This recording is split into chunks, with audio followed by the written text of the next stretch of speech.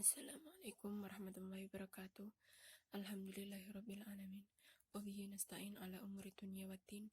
Wassalatu wassalamu ala asrofil anbiya'i wal mursalin sayyidina wa maulana Muhammadin wa ala alihi washabihi ajmain amma ba'du. Yang terhormat Bapak Eka Setia Budi MPD dan tak lupa teman-teman 6 BGSD A1 yang saya banggakan.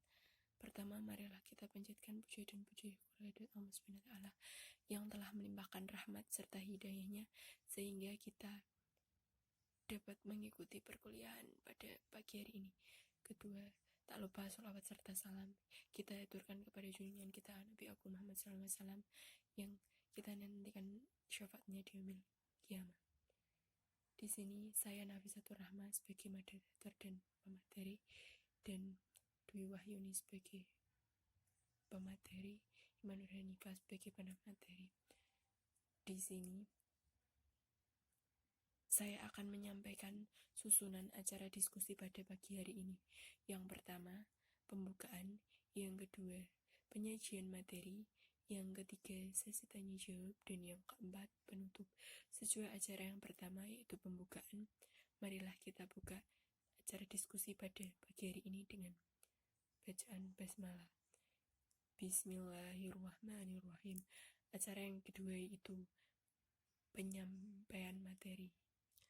Di sini saya akan menjelaskan materi pada pagi hari ini yaitu tentang penggunaan bahasa dalam karya tulis ilmiah. Yang pertama yaitu ada penggunaan diksi. Penggunaan diksi perlu diperhatikan dalam pemilihan kata agar pemilihan kata benar-benar tepat. Syarat yang dimaksud diantaranya adalah ketepatan diksi dan kesesuaian diksi. Syarat ketepatan diksi adalah sebagai berikut. A. Membedakan secara tepat antar kata bermakna. B. Konotasi dan denotasi. C. Membedakan secara cermat terhadap kata yang D. Hampir sama maknanya. E. Membedakan kata-kata yang mirip atau hampir mirip. F. Ejaannya. G.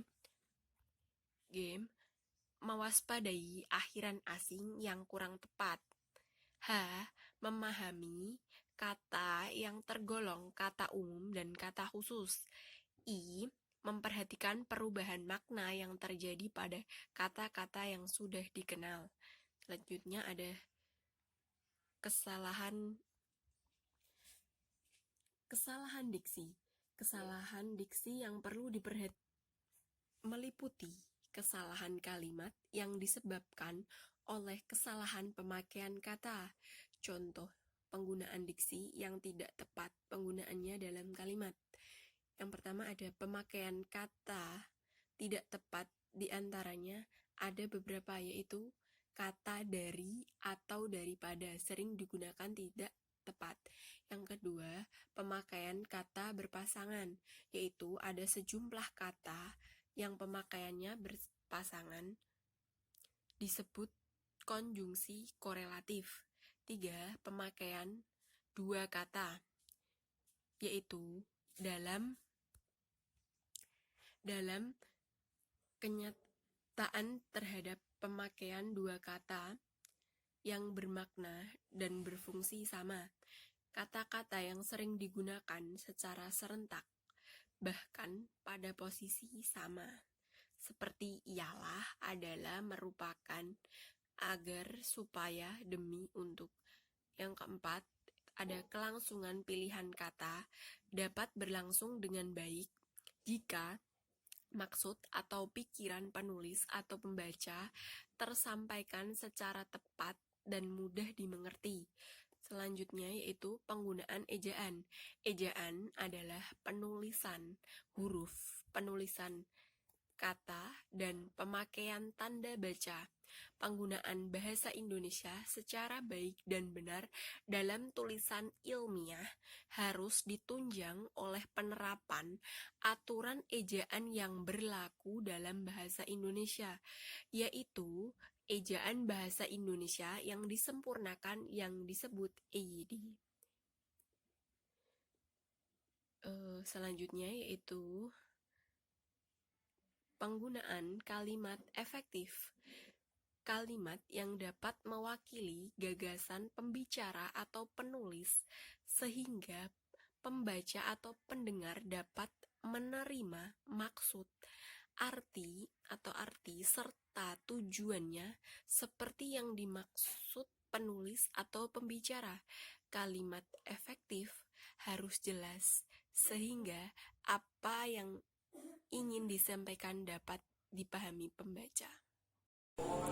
Ciri-ciri kalimat efektif yaitu satu, kesepadanan yaitu keseimbangan antara gagasan dan struktur bahasa yang dipakai. Dua, kesejajaran atau keparalelan yaitu penggunaan bentuk-bentuk yang sama pada kata-kata yang berparalel. Tiga, ketegasan atau penekanan yaitu suatu perlakuan penonjolan ide pokok kalimat. Empat, kehematan yaitu penghematan dalam penggunaan kata. Lima, kecermatan yaitu kalimat tidak menimbulkan tafsiran ganda dan tepat pada pilihan kata. Dan yang keenam, kepaduan atau koherensi yaitu pernyataan dalam kalimat yang dibuat tidak sepadu mungkin sehingga informasi yang disampaikan tidak pecah-pecah. 7, kelogisan yaitu ide kalimat itu dapat diterima oleh akal dan penulisannya sesuai dengan ejaan yang berlaku. Kesatuan atau kohesi. Kesatuan atau kohesi yaitu menyangkut keeratan hubungan makna antar gagasan dalam sebuah paragraf. Tiap paragraf hanya mengandung satu gagasan pokok atau satu topik. Kesatuan dalam sebuah paragraf hanya berbentuk apabila informasi dalam paragraf itu tetap dikendalikan oleh gagasan utama. Penulis harus selalu memperhatikan kalimat-kalimat yang dibuatnya agar tetap memiliki ikatan erat dengan gagasan utama. Kalimat yang menyimpang dari gagasan utama lebih baik dihilangkan. Kepaduan atau koherensi. Kriteria kepaduan adalah menyangkut keeratan hubungan antar kalimat dalam paragraf dari segi berbentuk atau struktur. Satu tumpukan bukanlah merupakan kumpulan atau tumpukan kalimat yang masing-masing berdiri sendiri atau terlepas. Paragraf dibangun oleh kalimat yang mempunyai hubungan timbal balik. Selanjutnya itu kelengkapan paragraf. Kriteria kepaduan dalam menyangkut keeratan hubungan antar kalimat dalam paragraf dari segi bentuk atau struktur. Kalimat kelengkapan paragraf diperlukan karena informasi yang disampaikan dapat tuntas. Untuk itu, kalimat-kalimat pendukung harus dapat memberikan kejelasan terhadap kalimat topik. Teknik pengutipan secara langsung dan tidak langsung. Kutipan adalah pinjaman pendapat dari seseorang pengarang atau ucapan seseorang yang terkenal. Kata kutipan berdasarkan KBBI, mengutip diartikan sebagai mengambil perkataan atau kalimat dari buku fiksi atau non-fiksi. Kutipan memiliki fungsi sebagai berikut. Yang pertama, sebagai landasan teori karya ilmiah. Yang kedua, sebagai pandangan atau acuan. Yang ketiga, sebagai penguat. Kutipan langsung. Kutipan langsung adalah suatu pernyataan atau pendapat yang digali dari sumber lain dengan pengambilan secara lengkap kata demi kata, kalimat demi kalimat dari sebuah teks asli, tidak mengubah apapun yang ada atau apa adanya. Kutipan langsung dapat dilakukan dengan cara yang pertama dalam bentuk aslinya, tidak disingkat, tidak dipotong, dan tidak diterjemahkan. Yang kedua, dalam bentuk terjemahan. Yang ketiga, dalam bahasa aslinya, kemudian diterjemahkan. Yang keempat, aslinya dimasukkan dalam lampiran, dan terjemahannya dimasukkan dalam teks. Kutipan tidak langsung. Kutipan tidak langsung adalah kutipan yang sudah diubah dengan kata-kata sendiri.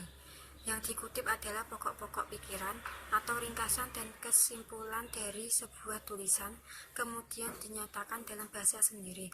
Walaupun kutipan berasal dari bahasa asing, tetapi dinyatakan dengan bahasa Indonesia. Kutipan tidak langsung dapat dilakukan dengan cara yang pertama, menggunakan kata-kata sendiri, akan tetapi pengertiannya tidak berbeda dengan ide, bahan, atau data orang lain yang dikutip. Yang kedua, menyusun bagian data dari orang lain. Yang ketiga, menyadur pendapat orang lain.